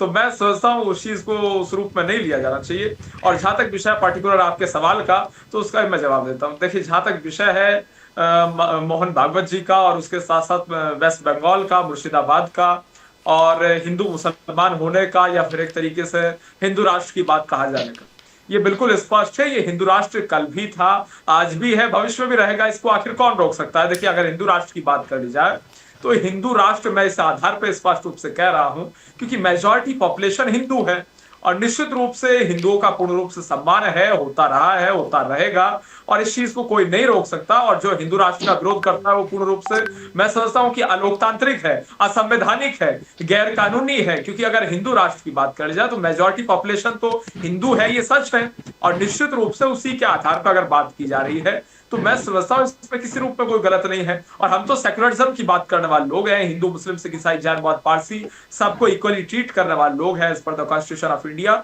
सबका सम्मान करने वाले लोग हैं। और निश्चित रूप से बहुसंख्यकों का भी लेकिन सम्मान होना चाहिए, ये महत्वपूर्ण है।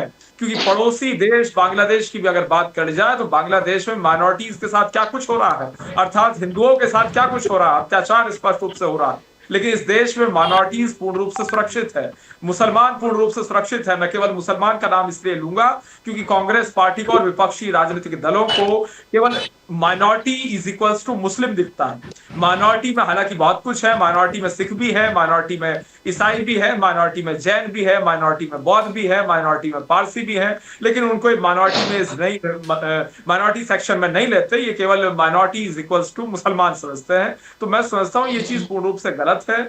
हम पूर्ण रूप से संविधान के आधार पर चलने वाले लोग हैं, लोकतंत्र को मजबूत करने वाले लोग हैं, राष्ट्र को मजबूत करने वाले लोग हैं, राष्ट्र की रक्षा, राष्ट्र की सुरक्षा, इस चीज को सुरक्षित करने लेकिन वाले सर फिर बांग्लादेश का कर क्या रहे हैं लोग हैं। और इस चीज को बड़े सर, ये तो बात हो गई। चलिए उदार चलिए चलिए मान लिया बहुसंख्यक यहाँ पर सारे हिंदू ही हैं, 85% के करीब हिंदू हैं, तो उसमें लिहाजा मतलब तकरीबन 120 करोड़ करीब हिंदू हैं, 115 के 120 करोड़ करीब हिंदू हैं, हो सकता है उससे ज़्यादा भी हो।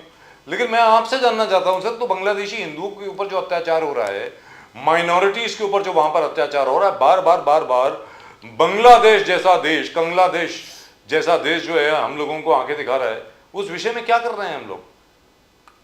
मैं उम्मीद करता हूं कोई ना कोई स्ट्रेटजी तो होगी बहुत जल्दी, उसका वो सामने आना चाहिए, कुछ ना कुछ रिजल्ट तो आना चाहिए। सर प्लीज बोलिए।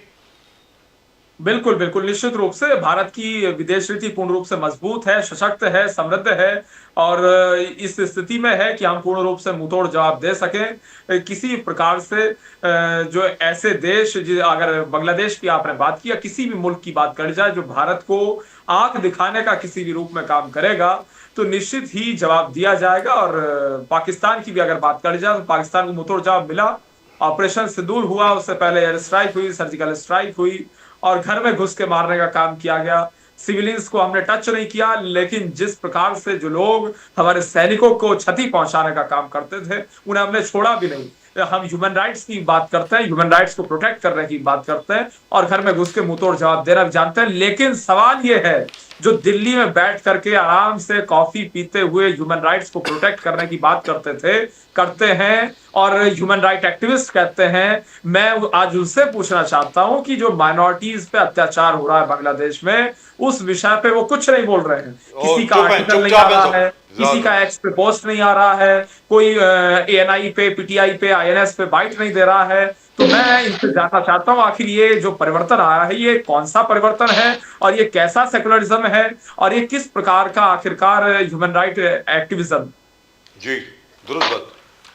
द्विवेदी जी, बात यह है कि आप हमेशा कहते थे कि मोदी साहब ने PSUs भेज दिया जो नेहरू जी ने इकट्ठा कर दिया था। आज बीजेपी ने आंकड़ा दिया है, नेहरू के वक्त 70 PSUs थे, मोदी जी आज 84 PSUs को मैनेज कर रहे हैं। इवन ब्लीडिंग PSUs, जो PSUs ब्लीड हो रहा है उसी को सुरक्षित करके मोदी जी उस पर भी पैसा मीन्स कॉम्पेंसेट कर रहे हैं। तो किस प्रकार, तो यह हो गया कि आज मोदी जी और PSUs को भी संभाल के रखे और जी राम जी जैसे बिल लेके आकर पूरे दिखा दिया कि देश के गरीब के हित में 125 डेज। तो किस प्रकार आप हमेशा आलोचना करते रहे द्विवेदी जी। सर, हम आलोचना नहीं करते हैं, हम जो सही तथ्य होते हैं वो बताते हैं सर। हम कोई जुमला नहीं बोलते हैं, फरेब नहीं करते हैं सर, झूठ नहीं बोलते हैं। देखिए 3 चीज मैंने शब्द बोला है। अब हलाला सर्टिफिकेट उत्तर प्रदेश में मना कर दिया माननीय योगी जी ने, अच्छी बात है सर। तो क्या विदेशों में मीट नहीं जाएगा? तब कुवैत नहीं जाएगा, सऊदी नहीं जाएगा, कहीं जाएगा नहीं क्या? अगर इतनी अच्छी वो बीजेपी के अंदर चीजें हैं तो इसको तो बैन करना चाहिए भारत सरकार को। और जो बीज कंपनियों से आप पैसा लेते हैं, इलेक्टोरल बॉन्ड में चंदा लेते हैं, पीछे से 758 करोड़ रुपया चंदा लिया फरवरी में चंदा लिया, फरवरी 2 अप्रैल 24 में 758 करोड़ चंदा टाटा वालों ने दिया। तो जो इतना बड़ा बड़ा चंदा लेते हो आप, तो इसका क्या मतलब है? तो आप कैसे बैन करने की बात, लेकिन दुनिया को दिखाने के लिए सर, झूठ फैलाने के लिए, फरेब फैलाने के लिए सब हलाला सर्टिफिकेट हम बैन लगाने जा रहे हैं। हलाला नहीं है सर, हलाल वहां से लगाइए। दूसरी बात सर, हलाला अलग RSS कह रही है कि हिंदू राष्ट्र बनना चाहिए, हिंदू राष्ट्र स्टेट में होना चाहिए, तो हिंदू राष्ट्र बनाना है, घोषणा करानी है, तो कहने की जरूरत नहीं मोहम्मद जी को। मोहम्मद जी इतने बड़े हमारे RSS के मेन विचारक हैं, मेन वो हैं, उनको डायरेक्ट प्रधानमंत्री से बात करना चाहिए और तो सभी स्टेटों को जो है हिंदू स्टेट घोषित करा देना, जिसमें कोई बात ही नहीं। जब कॉन्स्टिट्यूशन जो होता ही नहीं है, किसी चीज का अप्रूवल नहीं लेना तो घोषित करा दीजिए। तीसरी बात आई साहब, कह रहे कुलदीप सिंह राजपूत पे राजनीतिकरण नहीं करना चाहिए, बड़ी अच्छी बात कह रहे हैं सर, बड़े विद्वान सर। हम तो देखते सर, हमारे बीजेपी के प्रवक्ता बड़े विद्वान सर हैं।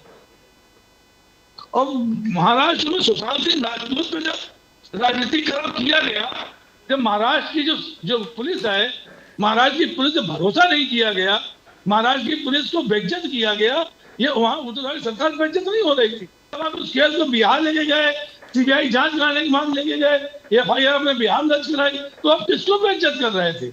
आप निश्चित रूप से महानगर मुंबई पुलिस को आप बेइज्जत कर रहे थे, उनके खिलाफ आप एक्शन ले रहे थे कि आप उसको लेकर CBI 3-4 महीने तो सुशांत सिंह राजपूत चलाया, पूरे हर मीडिया में चल रहा था। हम तो बहुत डिबेट मैंने की, आप लोगों ने दिया, हमको भी डिबेट करने का मौका मिल गया, डिबेट की, लेकिन दुख हुआ कि इस तरह का दुख हुआ कि जबरदस्ती की चीजें बनाकर अगर आप परोस रहे हैं देश को, पूरा मीडिया परोस रहा है, तो कितनी गलत बात है। अब आइए आप आजम खां की बात कहिए। माननीय आजम खां के लिए सुप्रीम कोर्ट को कहना पड़ा कि साहब जब वो निकलने होते हैं तो ये आप मुकदमा और दायर कर देते हैं। ये क्या मतलब भाई है? तो देखिए किसी भी तरह से आप राजनीतिक करते और या राजनीतिक दबाव में आकर आप किसी को जेल में बंद रखते हैं पूरे परिवार को, तो ये तो मैं समझ रहा हूँ राम राज्य नहीं है सर। अगर रामराज की हम कल्पना कर रहे हैं कि रामराज हमारे योगी जी रामराज वाले कल्पना कर रहे हैं, मोदी जी रामराज की कल्पना कर रहे हैं, तो ये रामराज कहाँ हुआ सर? ये तो किसी परिवार को परेशान करने वाली बातें हैं कि आप उनको बाहर नहीं निकलने देंगे। दूसरी बात आइए, अब जब वीर सावरकर की चुनाव में बात आती है या महाराष्ट्र में चुनाव होते हैं तो हिंदुत्व सम्राट बाला साहब ठाकरे याद आ जाते हैं। मैं कहता हूँ ठीक है, वीर सावरकर के हम भी अनुयायी हैं और हम माननीय बाला साहब ठाकरे के सिद्धांतों आदर्शों में निरंतर कार्य कर रहे हैं पिछले 30-35 साल से। तो भैया भारत रत्न क्यों नहीं दिया जा रहा है? आप भारत रत्न बिहार में दे सकते हैं। भारत रत्न बिहार में आनंद फनन में चुनाव था, आनंद फनन में हमने बिहार में दे दिया। दूसरी चीज है बांग्लादेश की बात। बांग्लादेश आपको क्यों दिखा रहा है? जिसको बांग्लादेश इंदिरा गांधी का सम्मान करता था, पूरे भारत का सम्मान करता था, आज वो आंख क्यों दिखा रहा है? ये हमें नहीं सोचना है, ये सोचने का विषय है भारत सरकार का, विदेश मंत्रालय का, हमारे लिए कोई नहीं। और 32 ऐसे देश है जो भारत को बैन लगाने वाले हैं। नाटो चीज मैंने था 25 ऐसे देश मिलकर कुछ चीजों में भारत में बैन लगाने वाले हैं। तो ये चीजें जो हो रही है देश में, इसका जिम्मेदार कौन है? अगर आपकी इकोनॉमी अच्छी है, सब कुछ अच्छी है, तो महंगाई नहीं बढ़नी चाहिए। आप दाम 2014 से और 2025 के बीच में आप मार्केट में जाके देख लीजिए सर, मार्केट में जाके देख लीजिए किसके दाम कितने बढ़ गए। आपका चाहे सोना हो जो 26,000 रुपए था वो आज 1,32,000 रुपए हो गया। मैं ये नहीं कह रहा हूँ कि इसमें क्या है क्या नहीं, लेकिन ये महंगाई तो जो हमारी मध्यम वर्ग की है, जो गरीब जैसा है वो सारी जो कमाई है पेट में, तो 10 ग्राम 1,32,000 रुपए खरीदने में जमीन नहीं उसकी है। तो ये चीजें जो हो रही हैं, इस तरह की चीजें इस देश में पैदा हो रही है, ये किसकी देन है सर? ये देन है भारतीय एनडीए सरकार की, माननीय मोदी जी की। मोदी जी बात कहते हैं बिल्कुल नहीं, हम बिल्कुल देश को लेके चलना है, अच्छी बात है, देश को लेके चलिए, लेकिन देश को लेके चलने में जो ये चीजें आ रही हैं, आप 2014 और 2025 के बीच की कल्पना कर लीजिए सर, क्यों इतनी ज्यादा महंगाई क्यों बढ़ रही है? हर चीज के दाम जो है 2014 में 10 रुपए थे तो आज वो 30 रुपए हो गए। क्यों हो गए? ये चीजें शायद सरकार को देखनी नहीं है। बस यहाँ आके क्या है, सोनिया गांधी राहुल गांधी जमानत पर है, राहुल गांधी सोनिया गांधी जमानत पर है, 12 साल तक राहुल गांधी सोनिया गांधी जमानत पर रहे। और फिर क्या हुआ सर? ईडी का जो हम जो बार बार चिल्ला रहे हैं और बार बार हम जो बात कर रहे हैं, ईडी का दुरुपयोग, सीबीआई का दुरुपयोग, आईटी का दुरुपयोग, तो यहाँ पर एक और चीज आपसे जानना चाहता हूं। एक नाथ सर वो तो ठीक है, वो आपने पहले भी बोला। दादा पवार को अंदर ले लिया गया। सर ये आप बहुत बार बोल चुके हैं। 2000 करोड़ संपत्ति। द्विवेदी जी आपसे एक चीज पूछना चाह रहा हूं मैं, आपसे एक चीज पूछना चाह रहा हूं। क्या है कि भारत का एक स्टेट है जिसका नाम है झारखंड। झारखंड में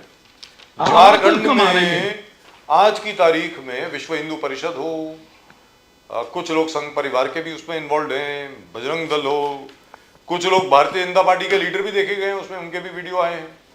ईसाइयों के खिलाफ मूवमेंट क्यों चला रहे हैं सर? मैं आपसे जानना चाह रहा हूं, आपको क्या लग रहा है?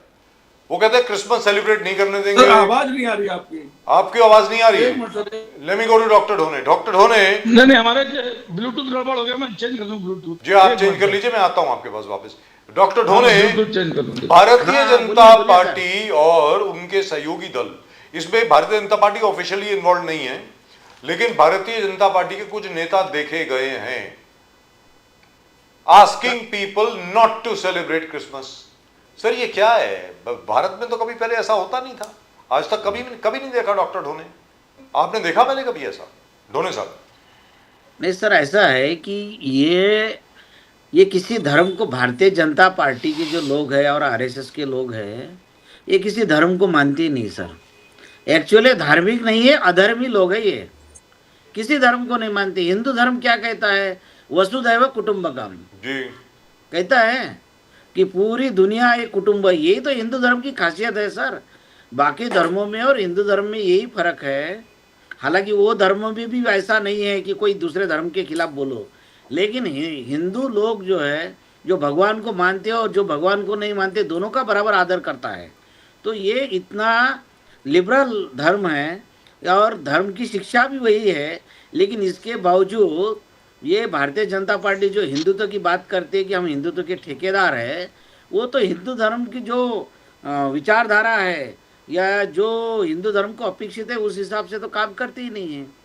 ये ऐसा कहाँ है हिंदू धर्म में कि दूसरे धर्मों को आप अपमान करो या दूसरे धर्म का के कोई त्योहार हो तो उसमें आप शामिल मत होइए। ये कहाँ है लिखा हुआ ऐसा? जी दुरुस्त बात। न, प्रियंका गांधी ने जिस प्रकार से जब स्पीकर साहब ने टी पार्टी रखा, शी वॉज प्रेजेंट और पूरे देश को अच्छा लगा। एक जबरदस्त तरीके से दोनों साहब, एक अच्छा विजुअल था दो कि मोदी साहब बैठे हैं, राजनाथ सिंह बैठे हैं और प्रियंका गांधी जी वहां बैठी है।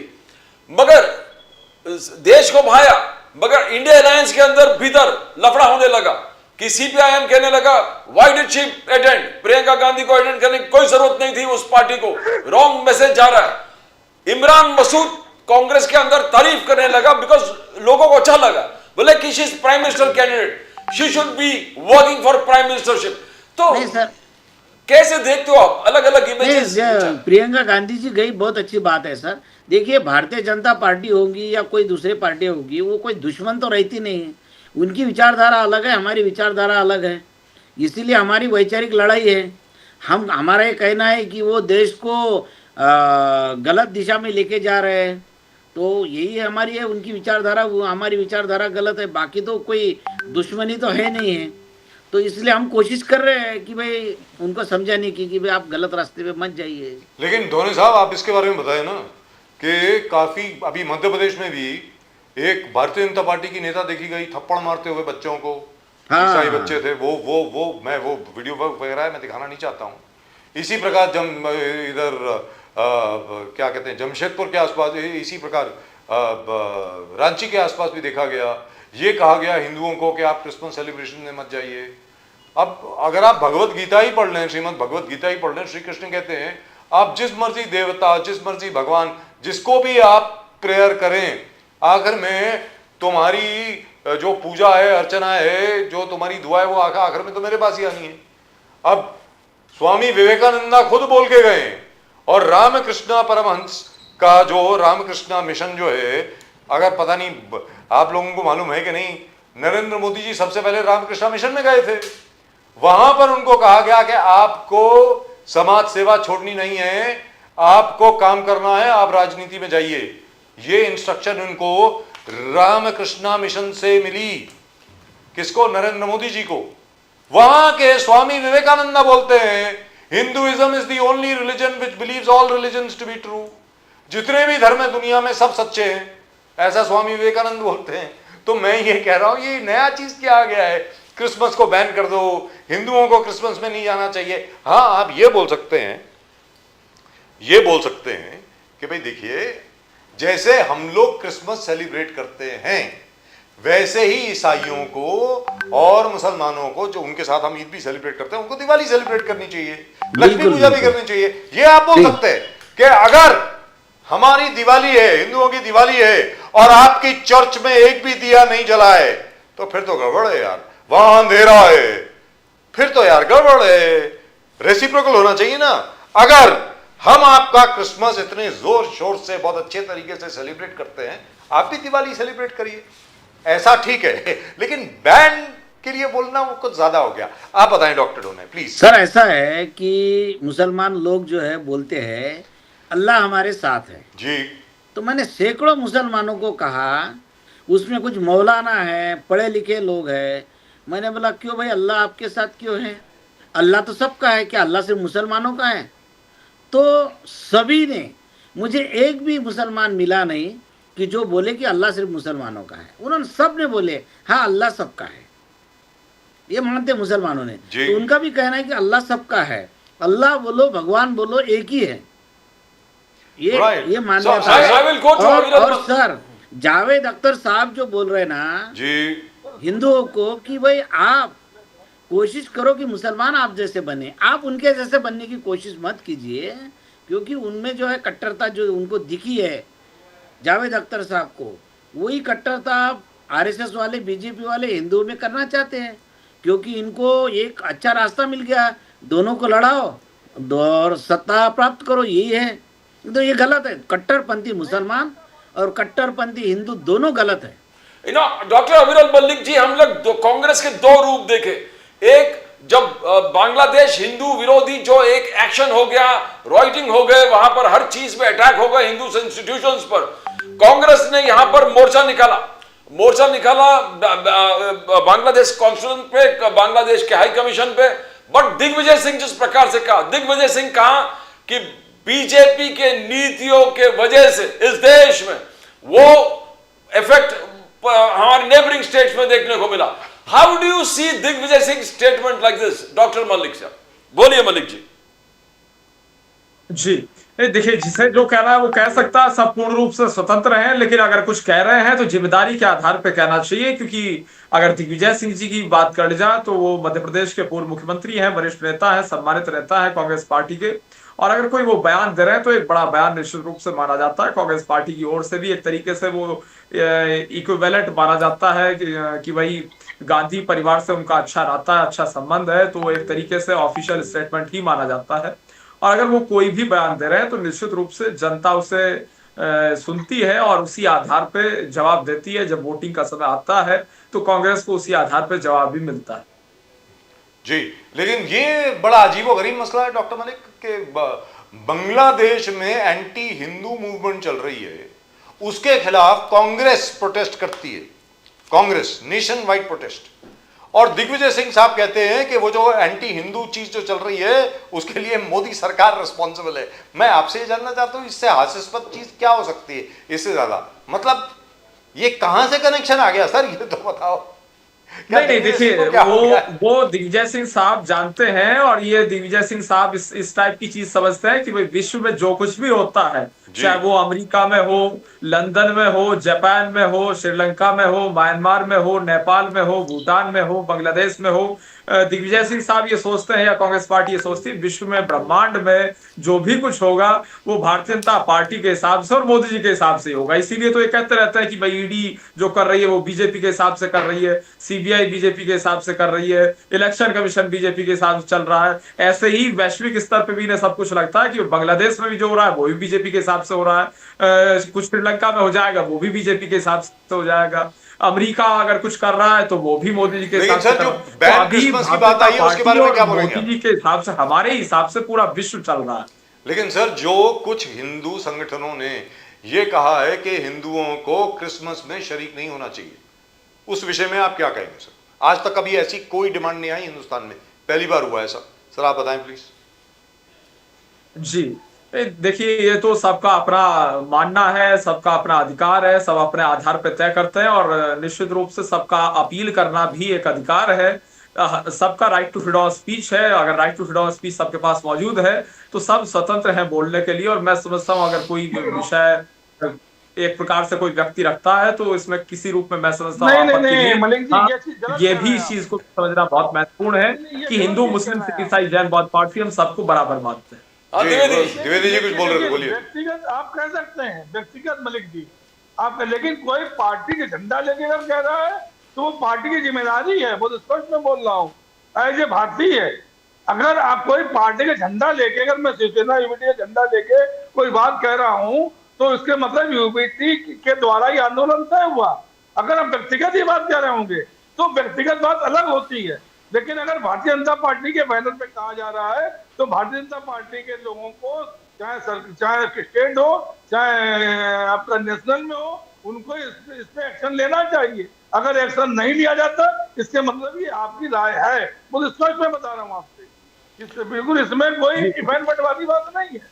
तो आपको अगर ऐसे कह देने से इसी तरह तो पैदा होती है।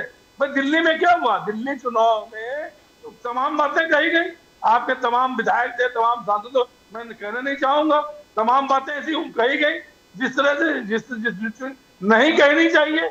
चाहे उनको आपकी हमारी जो वो तंत्र है, हमारा कानूनी तंत्र है, वो उसको किसी भी रूप में ले, हमारे जज वगैरह उसको सजा दे या ना दे, लेकिन ये जनरल के रूप में मैं बता रहा हूँ आपसे, जनरल रूप में इस तरह की भाषा नहीं अपनानी चाहिए। उसके बाद दिल्ली में जाएगा, इस बार दंगा वगैरह हो गया। देखिए, तो यही मैं कह रहा हूँ आपसे ना कि आप क्यों उत्तेजित करते हैं लोगों को, चाहे दिल्ली हो, चाहे पश्चिम द्विवेदी बंगाल जी, हो, चाहे जहां भी मैं इलेक्शन बिल्कुल आता मैं है। इसका जवाब देता हाँ, हूँ। जवाब बिल्कुल। दे। अगर जवाब आप दो। देश को एक मानते हैं, इस देश में सभी को रहने का अधिकार है, या तो आप कहिए साहब ये जात की इस देश में नहीं रहेगी, जाइए जहां जाना चाहिए आप।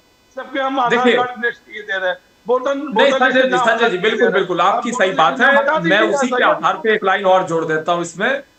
हाँ बिल्कुल बिल्कुल बिल्कुल। नहीं देखिए संजय जी, आप ही के आधार पे एक लाइन और मैं इसमें ऐड कर देता हूं। जहां तक विषय है हमारी पार्टी का, जो हमारा ऑफिशियल स्टैंड है, हम केवल उससे रखते हैं। और हमारा ऑफिशियल स्टैंड ये है कि हम सबका साथ, सबका विकास, सबका विश्वास, सबके प्रयास की बात करते हैं। माइनॉरिटीज के राइट्स को प्रोटेक्ट करने की बात करते हैं, वकालत करते हैं। और हिंदू, मुस्लिम, सिख, ईसाई, जैन, बौद्ध, पारसी सबको बराबर मानते हैं, इक्वल मानते हैं और सबका सम्मान करते हैं संविधान के मुताबिक। और बाकी कौन क्या कह रहा है, सबको स्वतंत्रता है अपने आधार पर वक्तव्य देने का, अपना विषय रखने का। लेकिन हाँ, जो हमारा अधिकृत मानना है वो बिल्कुल स्पष्ट है। हम सबका सम्मान करते थे, करते हैं और करते रहेंगे। सबके त्योहारों का सम्मान होता था, होता है और होता रहेगा। सबके फेस्टिवल्स का हम सम्मान करेंगे। लेकिन यहाँ पर एक चीज आती है अविरल मलिक साहब। अरे द्विवेदी जी जरा पूछने दीजिए ना मुझको। तोड़ देते हैं, जब चाहते हैं विधायक खरीद लेते हैं, संजय द्विवेदी जी जिसको जरा चाहे पूछ लूं मुख्यमंत्री बना देते मैं। हैं, अरे संजय और दूसरी द्विवेदी पार्टी में रहता है जी, संजय द्विवेदी जी, मान्यवर पंडित यही जी, बात आपसे कह रहा हूं। पंडित जी मुझे जरा पूछने दीजिए ना डॉक्टर मलिक से। डॉक्टर मलिक, हाल ही में एक वीडियो वायरल हुआ है जहां पर भारतीय जनता पार्टी की एक महिला नेता जो हैं, वो कोई बेचारी डिसेबल्ड लड़कियां हैं किसी क्रिश्चियन स्कूल की, उनको थप्पड़ वप्पड़ मार रही है, पता नहीं क्या कुछ बोल रही है। उनके साथ एक पुलिस वाले भाई साहब भी खड़े हैं। वो उनके खिलाफ, जो बीजेपी की नेता उनके खिलाफ एक्शन लेने के बजाय उन बच्चियों को बोल रहे हैं कि तुम जरा शांत रहो, तुम जरा शांत रहो। मैं जानना चाहता हूं sir, they are disabled kids, mentally disabled बच्चियां हैं वो, उनको जाकर के वो थप्पड़ मार रही हैं। ईसाइयों के खिलाफ न जाने क्या कुछ बोल रही हैं। मध्य प्रदेश सरकार ने अभी तक उनके खिलाफ एक्शन क्यों नहीं लिया? आपसे पूछ रहा हूं सर। डॉक्टर मलिक, हो सकता है आपने वीडियो ना देखा हो, मैं भिजवा दूंगा आपको, लेकिन फिर जी, भी आपको लगता नहीं देखिए, वो पर्टिकुलर जो भी वीडियो है, जो भी इशू है, ये मेरे संज्ञान में लिए किसी रूप में नहीं है। लेकिन हाँ, अगर किसी रूप में किसी की भी गलती है तो निश्चित ही जांच के आधार पे एक्शन लिया जाना चाहिए, लिया जाएगा। और उसके साथ साथ रही बात एक तरीके से हमारी विचारधारा की, तो हम तो संजय जी भी इस बात को स्वीकारते हैं कि हिंदू, मुस्लिम, सिख, ईसाई सबको बराबर समझते हैं और सबका सम्मान करते हैं। लेकिन सबसे बड़ी बात यहां पर यह आती है, ऐसे लोग जो हैं, मैं दोबारा आपको आपके सामने बात रख रहा हूं, ऐसे लोग जो हैं वो भारतीय जनता पार्टी का नाम खराब करते हैं सर। मैं क्लियर आपको बोल रहा हूं, वेरी फ्रैंकली स्पीकिंग। वो, उनको अगर लगता है कि भारतीय जनता पार्टी से इसको कुछ हो रहा है, कुछ मिल रहा है, कुछ नहीं मिल रहा, इनफैक्ट नाम खराब हो रहा है। मोदी जी के नाम पे न जाने क्या क्या हो जाता है, कहां पे कौन कौन क्या क्या बोल देता है, किसी को मालूम भी नहीं पड़ता कि यार ये तो अपना बंदा है। Pradeep ji, Dhone sahab, how do you react to Digvijay Singh statement? Digvijay Singh ने भले कांग्रेस ने सब जगह मोर्चा निकाला, बांग्लादेश में हिंदुओं के खिलाफ जिस प्रकार से नरसंहार हो रहा वहां पर, बट दिग्विजय सिंह का यह कहना कि existing political system with in the country is responsible. तो कैसे आप कर सकते हो कि हमारे पॉलिटिकल सिस्टम में, नेबरिंग स्टेट में हमारे हिंदू भाइयों पर अत्याचार हो रहा है? How can any senior Congress leader इस प्रकार से बयान दे? धोने साहब, ऐसी कैसी हिम्मत हो रही है कि बांग्लादेशियों में हिंदुओं पे जुल्म करने की? अगर सरकार उनको अगर चेतावनी देती है कि ये बिल्कुल बर्दाश्त नहीं किया जाएगा, तो क्या बांग्लादेश की हिम्मत होती है इतनी? मोदी जी तो खुद को विश्व गुरु कहते हैं, भारतीय जनता पार्टी वाले तो बोलते हैं विश्व गुरु, यूक्रेन का युद्ध रुका दिया। आप बांग्लादेश को नहीं बता सकते कि ये बिल्कुल नहीं चलेगा? इस देश के हमारे जो हिंदू है, जो बांग्लादेश में रहते हैं, वहाँ के भी होंगे। आखिर बांग्लादेश भी हिंदुस्तान का ही हिस्सा था पहले। तो ये बोलने की ज़रूरत है, सरकार ने चेतावनी देने की ज़रूरत है। लेकिन दुनिया को दिख रहा है कि ये सरकार कमज़ोर सरकार है, इसीलिए इतनी हिम्मत हो रही है। लेकिन एक चीज तो है, वाहवाही जो है जी। भारतीय जनता पार्टी के कार्यकर्ता और आरएसएस के कार्यकर्ता ही मोदी जी की वाहवाही करते हैं, बाकी कोई नहीं करता। लेकिन एक चीज दुनिया तो को है, दिख गया कि डॉक्टर कमजोर ढोने, प्रधानमंत्री है। डॉक्टर ढोने, एक चीज तो है, भले वो प्रियंका गांधी हूं, अविरल मलिक साहब सुनने वाली बात है, डॉक्टर मलिक सुन लीजिए प्लीज। भले वो प्रियंका गांधी जी हों, अखिलेश यादव जी हों, डिम्पल यादव हों, यहां तक के एमके स्टालिन भी हों, सब लोगों ने मोदी जी से, हाँ रेवांत रेड्डी साहब, सब लोगों ने मोदी जी से रिक्वेस्ट किया है कृपा करके आप बांग्लादेश में हस्तक्षेप कीजिए, जो हिंदुओं पे वहां पे अत्याचार हो रहे हैं, हम लोग आपके साथ हैं, आप भले मिलिट्री एक्शन लीजिए बांग्लादेश के खिलाफ। पूरी ऑपोजिशन ने बोला है, एक दो लोगों को छोड़ करके, कम्युनिस्टों वगैरह को छोड़ करके, बाकी सब लोगों ने कहा है हम लोग आपके साथ हैं और हम लोग आपके साथ सब कुछ करने को तैयार है, आप प्लीज एक्शन लीजिए। I think that's a great thing, very frankly मुझे ऐसा लगता है बहुत बढ़िया चीज है। आप क्या सोचते हैं इसके बारे में डॉक्टर मलिक साहब? जी नहीं, देखिए मैं समझता हूँ ये जो आपने बात कही इसमें आपने कहा निश्चित रूप से इसमें कोई सच्चाई हो सकती है, लेकिन हाँ कल ही मैं एक पर्टिकुलर डिबेट में बैठा हुआ था और दूसरी ओर से समाजवादी पार्टी के राष्ट्रीय प्रवक्ता आर्य उस्मानी जी थे, ये उत्तर प्रदेश सरकार में पूर्व मंत्री भी रह चुके हैं। तो इन्होंने एक विषय रखा, इन्होंने कहा कि भाई इससे क्या फर्क पड़ता है कि बांग्लादेश में क्या हो रहा है और क्या नहीं हो रहा है, और शेख हसीना को हम यहाँ क्यों लेके बैठे हुए हैं, क्यों नहीं एक तरीके से लौटा देते हैं। तो एक अगर राष्ट्रीय प्रवक्ता कह रहा है, फॉर्मर मिनिस्टर कह रहा है, तो ये ऑफिशियल स्टैंड माना जाता है। तो इसका अर्थ है कि समाजवादी पार्टी का स्टैंड ये है कि भाई शेख हसीना को भी भेज दिया जाना चाहिए। अखिलेश यादव जी ने जो कहा है, इस प्रकार की बात ये लोग कह रहे हैं कि हैंडओवर कर देना चाहिए, हम क्यों मुसीबत मोल ले रहे हैं, वो तो ये कह रहे हैं, इस स्टैंड को रख रहे हैं। दुरुस्त बात है, कह रहे हैं, बहुत लोग कह रहे हैं। इनफैक्ट कांग्रेस के भी काफी लोग हैं जिन्होंने ये कहा है, कांग्रेस के भी काफी लोग हैं जिन्होंने कहा है कि शेख हसीना को वापस रख दीजिए, क्यों रखा हुआ है उन्होंने आपने यहाँ पे। तो जब उनसे ये कहा जाता है कि 1959 में पंडित नेहरू ने 31 मार्च को हिज होलीनेस दलाई लामा और उनके 80,000 तिब्बती फॉलोअर्स को हिंदुस्तान में पनाह दी थी, कम्युनिस्टों के ऑपोजिशन के बावजूद तब भी कम्युनिस्ट ये कह रहे थे कि चाइना के खिलाफ हमें नहीं जाना चाहिए, ये नहीं करना चाहिए, वो नहीं करना चाहिए, वगैरह वगैरह वगैरह। मोदी जी उसी को फॉलो कर रहे हैं, हिंदुस्तान की जो परंपरा है उसी को फॉलो कर रहे हैं ना सर, सीधी सादी बात है। बहुत अच्छी बात कही सर। दलाई लामा को पंडित जी ने यहां पनाह दिया एज पर इंटरनेशनल लॉ, और क्योंकि उनकी जान को खतरा था। सिंपल चीज है, शेख हसीना की जान को खतरा था, she had nowhere else to go. जो प्रेसिडेंट पंडित जी ने एस्टैब्लिश किया उसी के हिसाब से आज के प्रधानमंत्री मोदी जी ने शेख हसीना को उनको यहां पनाह दी है, and she is a very good card. we have a very good card which we will play at some point of time with regard to Bangladesh। साहब देखिए, अवामी लीग को अभी बैन कर दिया गया है वहां पे इलेक्शन के लिए, Awami League will not be able to participate in the election. सीधी सादी बात है, कभी ना कभी तो वक्त का फेरा है, कभी ना कभी तो पलटेगा, शेख हसीना जी वापस जाएंगी, दोबारा प्रधानमंत्री बनेंगी, ऐसी क्या बात है, it will happen. Anyway gentleman, thank you very much and Merry Christmas to all of you again.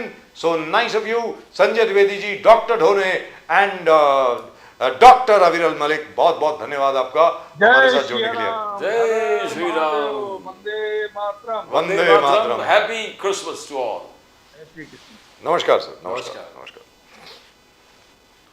So Pradeep ji, it's a bit of a conundrum, so to speak. The Samajwadi Party guys say all sorts of idiotic things in other channels, especially with regard to Sheikh Hasina. And I've seen our own friend Nizamuddin Rain Saab repeated it right here. Asif Farooqi Saab repeated it right here. So is it that the militant faction of the Muslims, Sunni Muslims, want Sheikh Hasina to be sent back to Bangladesh so she can be hanged because she was a friend of India? Is that what they are saying? Is it that they are saying कि किसी भी तरीके से शेख हसीना जी को वापस भेज दीजिए ताकि उनको फांसी हो सके वहां पे, क्योंकि उन्होंने हिंदुओं की रक्षा करी, क्योंकि उन्होंने अपनी माइनॉरिटीज को बचा के रखा, क्योंकि वो भारत की बड़ी अच्छी मित्र थी, इसलिए ये पर्टिकुलर फैक्शन जो है मुसलमानों का, मैं अपने मुंह से बोल रहा हूं, सीधी बात है, सुन्नी मुसलमानों का बहुत ही मिलिटेंट फैक्शन जो है वो चाहता है कि शेख हसीना को वापस भेज दिया जाए ताकि वहां के जो इस्लामिस्ट फंडामेंटलिस्ट जो हैं, जो आज की तारीख में इस्कॉन के मंदिर तोड़ रहे हैं, हिंदुओं को मार रहे हैं, वो लोग जो हैं शेख हसीना जी को फांसी दे सकें। सिंपल सी बात है, आप लोगों से पूछता हूं, आप लोग क्या समझते हैं? अगर मैं गलती कर रहा हूं तो सुधार करें प्रदीप जी। बिल्कुल, absolutely, you are perfectly right. And Modi is just extending the foreign policy adopted by Nehru ji, Pandit Nehru and Rajiv Gandhi, and now Modi himself. Yes. How can you deal with that particular? We had a good Even Shashi Tharoor appreciate what Modi has done. Yes. Sheikh Hasina is our friend. It's our fundamental duty to protect her. Sir शुरू से आज तक जब तक के वो प्रधानमंत्री रही हैं बांग्लादेश की, Sheikh Hasina has always been pro India, Bharat के साथ खड़ी रही हैं। जनरल असेंबली में जब भी कोई पाकिस्तान का एम्बेसडर या कोई भी उठ करके बकवास करता था, शेख हसीना का जो एम्बेसडर होता था वो भारत से ज्यादा पाकिस्तान के खिलाफ बोलता था। और Sheikh Hasina own speech in the general assembly, you can take a look at it, she is totally with India. मैं जानना चाहता हूं इन शख्सियतों से जो समाजवादी पार्टी के हैं, और उसमें मजे की बात है सारे मुसलमान हैं, सारे मुस्लिम हैं, एंड सुन्नी मुस्लिम, कोई शिया नहीं है उसमें। और हमारे कांग्रेस के यहां के माय डियर फ्रेंड, क्या नाम है उनका, Nizamuddin Rahim sahab, my other dear friend Asif Farooqui sahab, मैं उनसे जानना चाहता हूं, शेख हसीना हिंदुस्तान के साथ खड़ी रही, आज की जो पाकिस्तान की जो सरकार है वो हमारे खिलाफ है। आप चाहते हैं कि उनके सामने जाकर के हम अपना सर रख दें और ये कहें कि हाँ हमारा सर कलम कर दीजिए? वाह, जबरदस्त, fantastic, really great logic from all these people. क्यों मुसीबत मोल ले लिए? अरे बांग्लादेश की औकात है हिंदुस्तान को आंख दिखाने के लिए। ये कितनी बार उनको मैसेज जा चुका है कि जिस दिन हिंदुस्तान ने अंगड़ाई ले ली ना, तुम्हारा बांग्लादेश कंगलादेश हो जाएगा। वैसे ही कंगलादेश हो गया है, कंगले हो जाओगे, कंगले तुम लोग, याद रख लो। जिस दिन हिंदुस्तान ने यह तय कर लिया that you will not exist, we brought you into existence, we can take away that existence also. Do remember that. This is to Bangladesh and to Pakistan. Pradeep ji, would you like to say anything more? I mean, we have to continue the policy of friend in need. She was a real friend there. Yes, she was. And she was fighting and supporting India in all Indian foreign policies Yes. and decision making. And now she's in trouble. The Islamists have taken over. It's our fundamental duty to see that she is protected. Absolutely. Because at some point of time, things are going to change. I don't think Professor Yunus can control that particular country for a long time. So things will change and she will be back there, and Wonderful. it will help the axis here where India and Bangladesh is concerned. Absolutely wonderful. Right, that's just about it as far as tonight's show is concerned. Christmas is due. Christmas has already been celebrated in New Zealand, in Australia, all over Southeast Asia and Japan and everywhere else. It'll soon be midnight here and Jesus would be born. Yes, and when you click to that icon, subscribe, you subscribe to the fastest growing channel of the nation, Nation Now. Fastest growing channel of the nation, Nation Now. So Merry Christmas again to all of you. Jesus is about to be born. Good news is coming, good times are coming, good days are coming, and very soon there will be a new year. And wishing you all a very, very Merry Christmas and a Happy New Year from both Pradeep ji and myself and the entire team of Nation Now. आप सब लोगों को जय हिंद, जय महाराष्ट्र, जय भवानी, जय Shivaji, Vande Mataram, Vande Mataram. Bharat माता की जय, जय हिंद। Jai Hind.